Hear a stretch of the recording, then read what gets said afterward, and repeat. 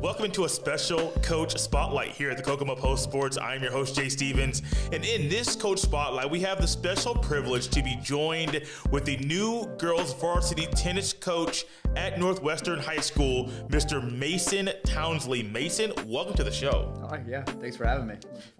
No problem at all. And this is one of those time periods where we're actually going to have a couple coach spotlights, one talking about football or one about tennis. We don't just want to be about basketball and football, but really touch on all the sports out there, tennis being one of them. And Mason, I understand this is your first time being a head coach of tennis. What does that mean to you? It is. Yeah, no, this is my first opportunity to be head coach, and I can't think of a better placement than at Northwestern. Community is great. I'm enjoying where I'm currently located. I'm looking forward to meeting all the girls. It's a new coaching position for me, but it's not my first time coaching. Tennis has been a part of my life for a long time, and I can't wait to show that to the girls. So. Sounds like you're pretty passionate about the sport of tennis. I am, yeah, I am. How long have you been playing? So I've been playing since my middle school days, so I don't know, over a decade. Okay. I've been playing tennis. Love it. Breathe it. It's something that I'm really passionate about. It's a lifelong sport, and I really enjoy it. What about tennis grabbed your attention when you were in middle school that you said, "Oh, I like this sport a lot," and you kept playing it? Yeah, that's a good question.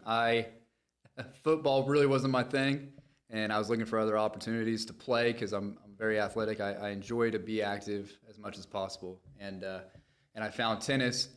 You get that team aspect of the sport. It's very much that, but it's also heavily on individual.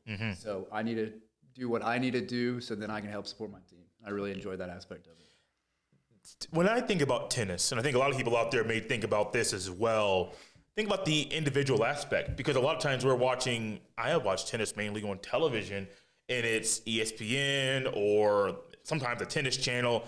I don't watch doubles. I watch the individuals. I watch singles. So you mentioned the team aspect. It's an individual sport for the most part. You make doubles every now and then, but that's not normal for people to think team for tennis. Why did that stick out to you? So, you depend on so many people, even whenever you're practicing. Yeah. And then when you're out there competing, I want to demonstrate and I want to show off my skills for the team. You have your own individual skills, you have your own individual scores within the game, but overall that all contributes to the larger picture, which is the team victory.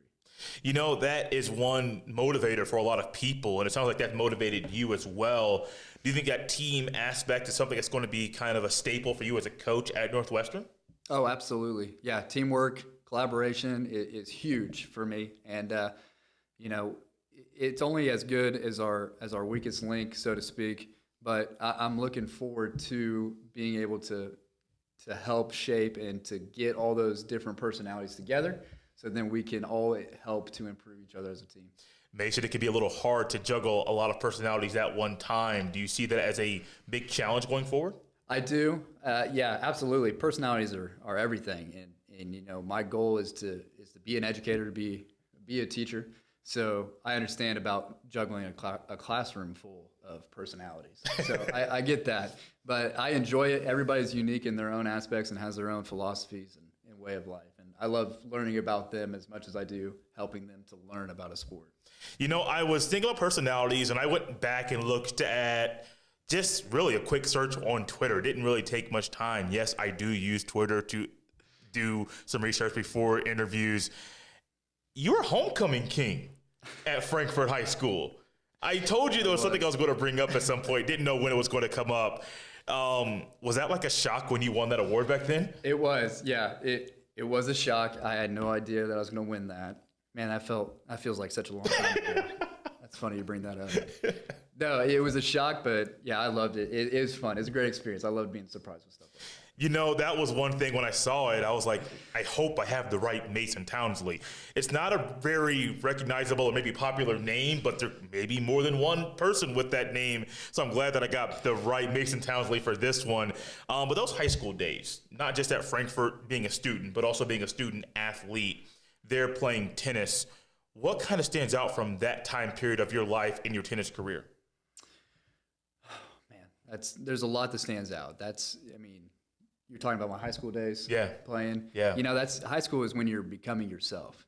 You're getting your own unique identity. You're chasing after the passions and what you want to do in life. And to me, when you look at that, not only from a personal standpoint, but then when you look on the athletic side of things, it's so awesome to see that spark ignite in people's eyes as they find that passion and pursue it, just like how I did in my days of middle school and high school career. And it's amazing to me. What kind of student were you? I'd like to say I was a good student. Okay. Yeah. I did good in classes. I paid attention. I say that because I know if you were to ask me that question, I would have my own thoughts about the kind of student that I am. But you're coaching students, so they're going to want to know what kind of student you were. Were you like a prankster back then? I wasn't a prankster. Okay. No. It's funny. My wife is like, you're just a goody two-shoe from the whatever. I can have a good time. Yeah. Don't get me wrong, but yeah, I focused on academic side of things. I was good academically, and then athletic. I did pretty well for myself, but yeah, I wasn't the class clown or anything like that. No. Class clown would have been fun. Would have been a whole lot better story. Yeah. Your girls would have been, your tennis players you're going to be coaching would have been like, you were the class clown? Tell us a joke. No, some class clowns don't actually do it right there on the spot. Sometimes it's spur of the moment. They just fill things in there. But back there in your tennis days playing at Frankfurt, did you ever think you would be a head varsity coach of the girls or boys team in the future? I'd hope so. I'd hoped in some capacity that I would be able to teach tennis to other people. And prior to getting this head coaching position, I gave lessons, off to the side. I helped in facilitating with different people's progression in tennis, just not in a head coaching capacity. But yeah, I ultimately did see myself wanting to coach because, I wanted to teach others. Was ultimately the goal here. So from Frankfurt, and I don't know the exact timeline here, but I do know you were in the Marines previously, and then you moved back to Kokomo. Thank you for your service there. Why the Marines? Why did you go to that route? I wanted to serve, and I knew I wanted to serve for as long as I can remember. Specifically in middle school, I said that I was going to join. And then when it's funny, I'm going to listen, some vets are probably going to watch this and think it's funny, but, the Marine Corps is the toughest branch. I saw it in my middle school times, saw it in my high school days, just the way that the uniform, the presentation, how you conduct yourself, what I wanted to do in the Marines. I said, I served as an infantry rifleman in the Marine Corps. So I said, if I'm going to be that guy, I'm going to be that infantryman, I want to be with the best. Yeah. So ultimately that was why I decided for the Marines. And then from the Marines, you end up moving back to Kokomo. A lot of why, because I like to hear people's stories. You could have gone a lot of places. You could have gone to different states. You didn't go back to Frankfurt, but you're now in Kokomo. Why did you come back here? Yeah. Ultimately, when the decision was made to get out of the Marine Corps, I served for 4 years, and moving back, that was a tough decision. Yeah. And it's a little funny now because we wanted to, originally from Frankfurt. My wife is from a little town called Thorntown. Okay. Webo, Western Boone.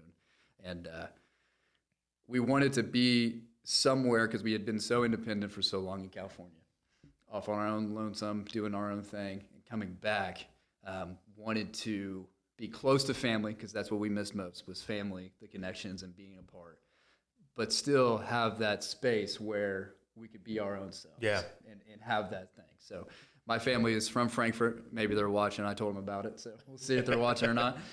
So that's, there's a drive, and then, of course, Thorntown is where her parents are from. So, that's one thing, and I'm not originally from Kokomo. I'm born in Fort Wayne.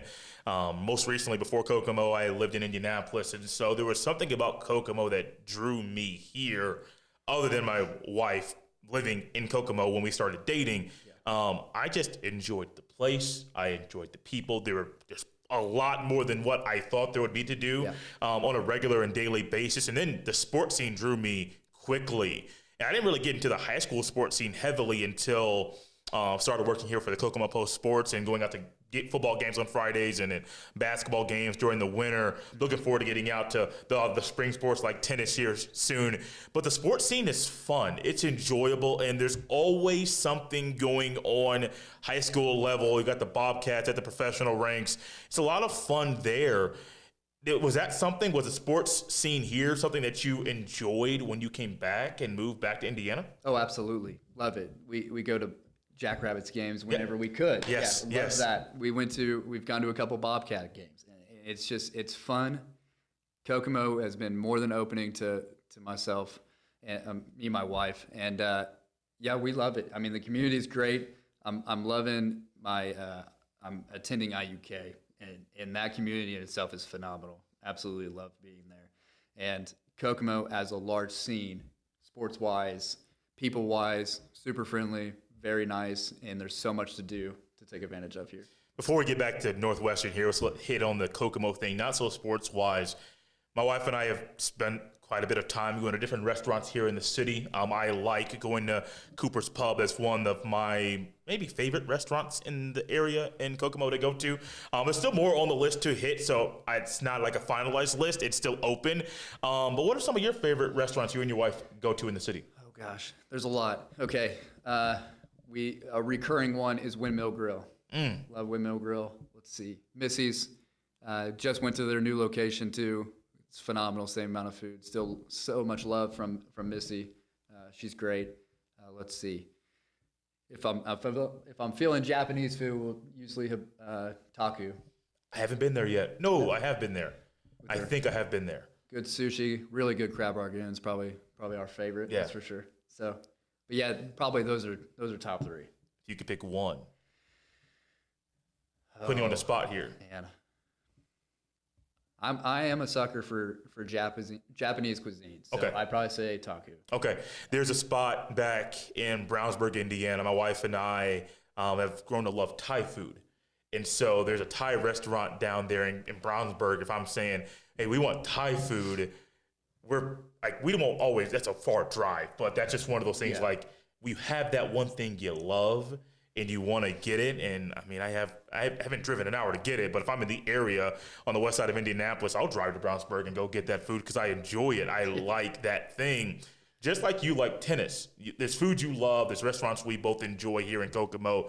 But tennis is one of the passions that you have. What can people expect from the girls varsity tennis team at Northwestern High School?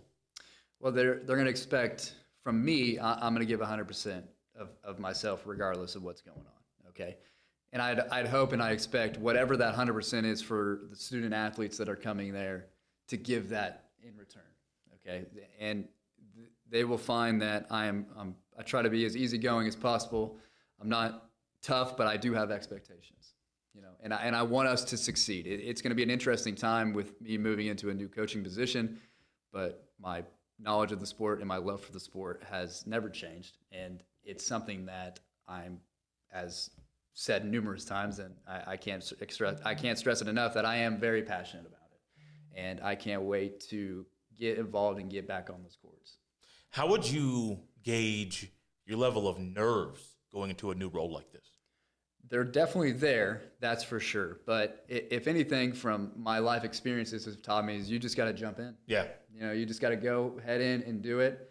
You're going to make mistakes. You're going to mess up, and that is okay. It's okay to accept those shortcomings as long as we're working on trying to improve on those and make strides to correct ourselves. You know, I think that mindset of understanding that you're going to make mistakes, but it's also okay to make them. Yeah. That's a great way for you to have that mindset and push that and instill that into the athletes you're coaching, saying, hey, you're not going to be perfect. Things aren't always going to go the way you want them to go, and that's okay. Here's how we move, and here's how we move forward with what the outcome was of this match. Let's make sure the next match we learn on the mistakes and we learn on the outcome of this one to move on and get better. I think it's a great mindset to have going forward into this new role. Yeah, thank you. Yeah, I couldn't agree more. I think it's great. What are some last comments you have? I understand the first match is March 11th. What are some last thoughts you have about the first match, March 11th, that date in your career? So March 11th is the start of our season. Sorry, yes. So the schedule's still getting finalized. It's going to be, I believe, beginning in April is Okay. when our first match is going to be scheduled here. But yeah, preparation is going to happen. There's going to be call-outs if any of the girls are watching now. Call-out meeting is going to be happening soon. Make formal introductions with everybody. Make sure we're all ready to go. Start conditioning early. Get ourselves in the right headspace as well as physical shape before we start March 11th. Hopefully, getting out on the courts as long as the weather holds out. It allows us to come out. Girls season's really interesting with the weather, but it adds to it. Guys, I really appreciate Mason Townsley, the new girls varsity tennis coach at Northwestern, coming on with a special coach spotlight here at the Kokomo Post Sports. We'll see you next time.